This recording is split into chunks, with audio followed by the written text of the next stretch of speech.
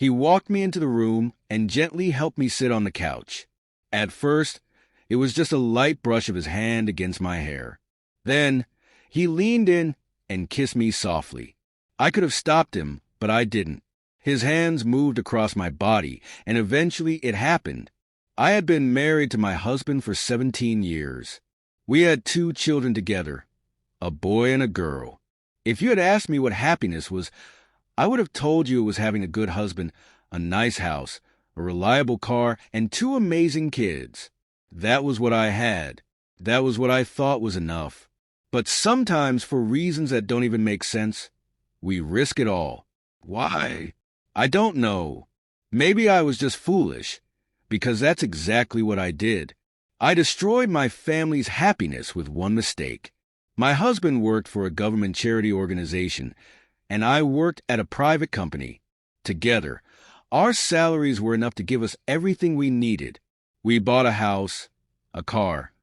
Everything we had was built together. Then one day, I had to travel for work, a business trip to Paris with some of my colleagues. My husband didn't mind. It wasn't unusual for me to travel once or twice a year for work. When we arrived, everything went smoothly. We closed the deal, and to celebrate, we went to a bar. I had a few drinks, maybe a few too many.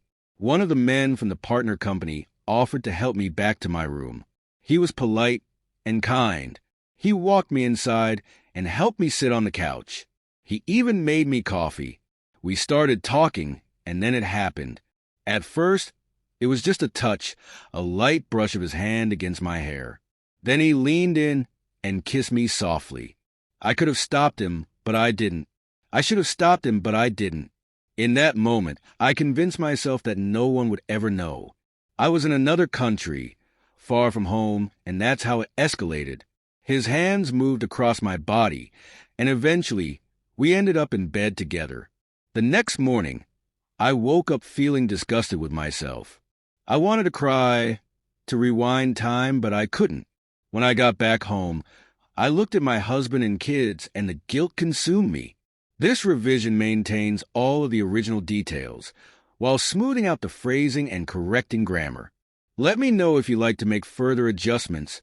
I couldn't tell them.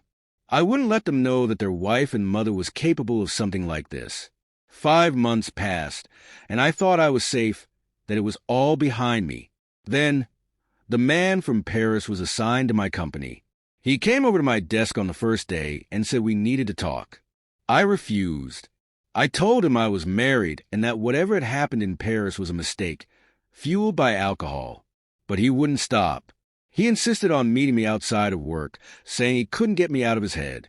He told me he hadn't been sent here by chance. He had requested the assignment just to be near me.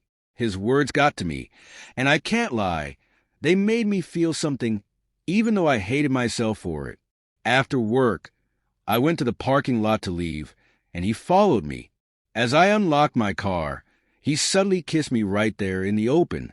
I froze. He touched my face, my arms, and for a moment, I kissed him back. But then I snapped out of it. I pushed him away, got into my car, and drove home. I thought that would be the end of it. I was wrong. When I got home, I couldn't hold it in anymore. I broke down and confessed everything. I told my husband about Paris, and I told him about the parking lot incident. I'll never forget his face. He didn't scream or yell. He just sat there, tears rolling down his face, silently crying. In all our years together, I had never seen him cry. That night, he left the house. He didn't come home until the next morning. He didn't want to talk to me, but I followed him to his work anyway. He was helping children, like he always did, as if nothing had happened. When I tried to talk to him, he told me he couldn't bear to look at me. I went home, quit my job, and cut ties with the man from Paris. I wanted to fix things. I begged my husband to forgive me, for the sake of our kids. Finally, after 8 days, he came back. He said he wouldn't leave.